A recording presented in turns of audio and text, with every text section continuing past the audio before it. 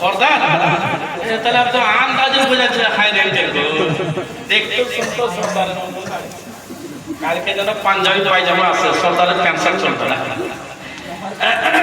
নাম করে নাকি মাশাআল্লাহ মাশাআল্লাহ খুব সুন্দর নাম হচ্ছে হাই কোয়ালিটি আরো আরো ভালো সব ভালো হ্যাঁ তুমি হাফ প্যান্ট পরে কেনে হাফ প্যান্টের পরে একটা ওয়াজ আছে বলবো না আমি আলতু ফালতু বলি না আপনারা সবাই জানেন লাইনে গৌসে পাক রাদিয়াল্লাহু তাআলা যখন চিন্তা করে দিল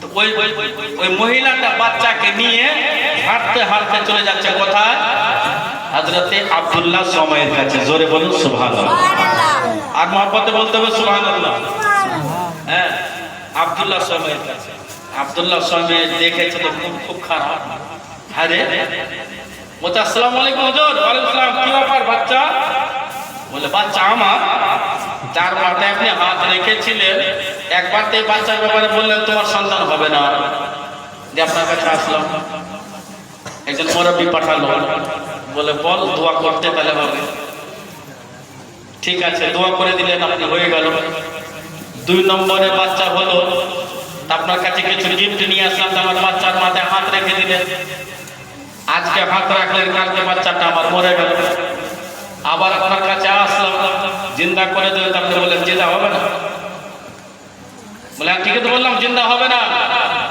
জিন্দা হলো কি করে বলছে হযরতে আব্দুল্লাহ সমাই রাহমাতুল্লাহ আলাইহি আমি জানি না কি করে জিন্দা হলো এই দেখুন একটু দূরে আপনার গ্রাম পার করে একটি খেজুরের বাগান আছে ওই বাগানে একটা ছোট ছেলে পেলেরা মুর্দাকে জিন্দা জিন্দাকে মুর্দা করতেছিল একজন মুরব্বি মহিলা বলল সুবহানাল্লাহ যাও যাও আব্দুল্লাহ সমাইয়ের দ্বারা যে কাজ হবে না সেই কাজ ওই আব্দুল কাদের জিলানী করে দেবে জোরে বলুন সুবহানাল্লাহ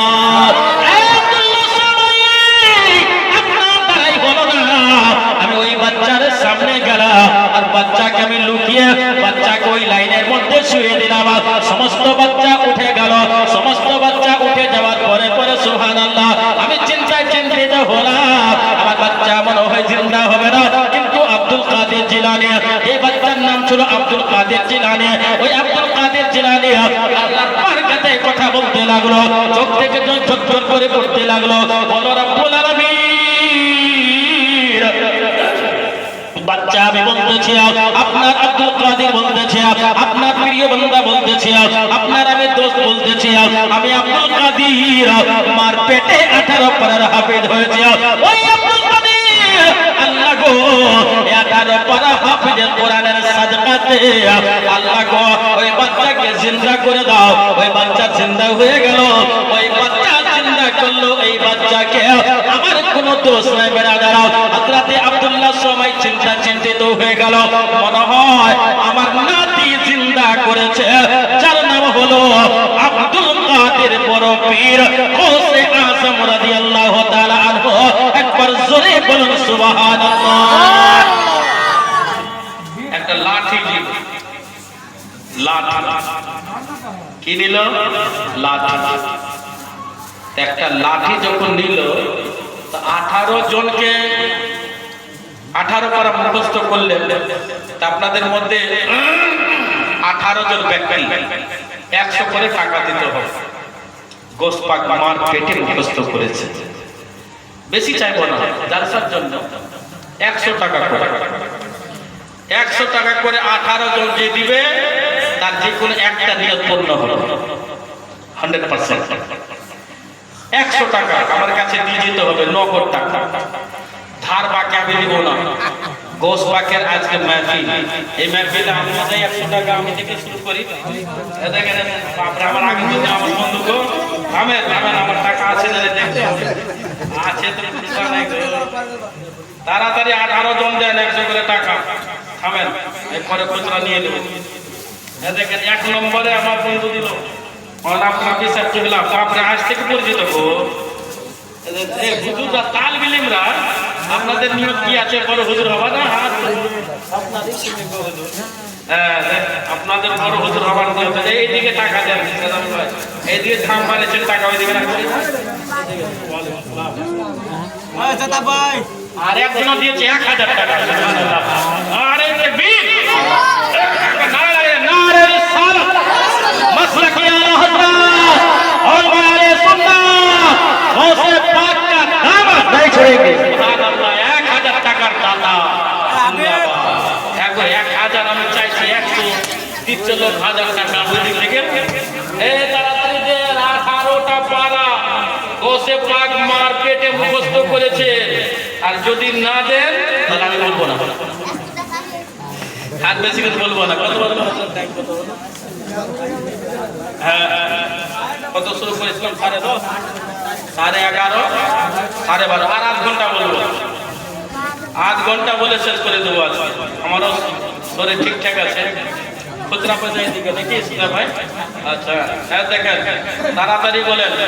18 জন হয়ে গেছে কি? তাড়াতাড়ি দেখি কার ভাগ্যে ঢুকলো। 2, 3, 4, 5, 6, 7, 8, 9, 10, 11, 12, আর 6 জন হলো। কার ভাগ্যে জুটবে আল্লাহ জানে। এক পাড়াতে একটা নিয়ে পূর্ণ হবে ইনশাআল্লাহ। আল্লাহ করে এরে সুবহানাল্লাহ। কি নাম আপনার? নাম বলবো? হ্যাঁ ইসলাম বস। এই ইসলাম ভাই, মুদিখানার দোকান যেন ভালো চলে, আর মুদিখানাতে আমাদের চানাচুর খাওয়া। আমার নানার জন্য দোয়া করার জন্য, সেটা হরের নানা। ও তাই নাকি? সুবহানাল্লাহ। আপনার নানা?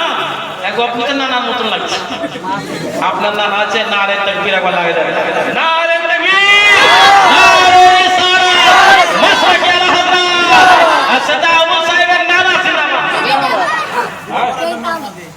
মা দিয়েছে নানার নামে জিন্দাবাদ করে দেয়, তাহলে কবর থেকে বলে আল্লাহু আকবার।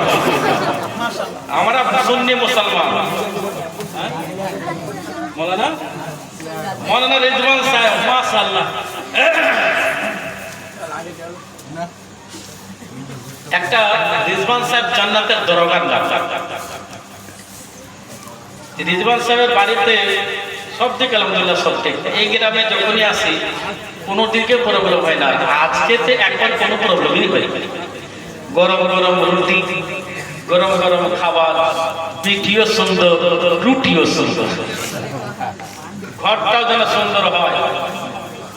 আমাদের ওইখানে মৌলানাকে আমি বলছিলাম, আমাদের এলাকায় একটা মৌলবি মারা গেছে, ইমাম সাহেব, তো 2টা গরু কিনেছে। যত মৌলবি সাহেবের যারা যায় খরচ হবে সবাই গ্রামের লোক করেছে। কোন গ্রামের লোক? যে গ্রামে ইমামতি করছিল ওই গ্রামে। আমি বলছিলাম কিন্তু আপনাদের এলাকায় মনে হয় মৌলবি মরে গেলে তো কাফনও দিবেন না, দিবেন। আলী বললেন ভালোবাসবেন, মোহাব্বত করবেন, ইমাম আপনাকে জান্নাতে নিয়ে যাবে। জোরে বলুন সুবহানাল্লাহ। এই যে ইমাম দেখছেন না, ইমাম আমরা বক্তা নয়, আমরা নাচবো 2 দিন কেঁদে ফেঁদে কোনো রকম করে অভিনয় করে টাকা পয়সা নিয়ে তুমি জান্নাতে যাবো, জাহান্নামে। কিন্তু ইমাম আপনার সব সময়ের জন্য আছে। আছে কিনা বলুন? ইমাম আপতে বিপদে, লিখাতে, পড়াতে, পানি পড়াতে, তেল পড়াতে, তাবিজে, দুয়াতে, মরাতে, জিন্দাতে, 40 চাহারো, খেচরা, মিলা, বিভিন্ন রকমের জায়গাতে হুজুরটাকে আমাকে পাবেন, আমাকে পাবেন। খুব জোর রাগারাগি হয়ে গেলে আমাকে ফোন করবেন, যেটা যাই হবে না যায়। আর আমি বলে দিন আমি পারবো না, আলিপুর ইউনিভার্সিটি তো আছে। তো আলিম ওলামাকে মোহাব্বত করুন। কেন? আলিম ওলামার সঙ্গে যদি আপনি প্রেম করেন, একটা ছন্দ বললে বলতে কি বলছে জানেন?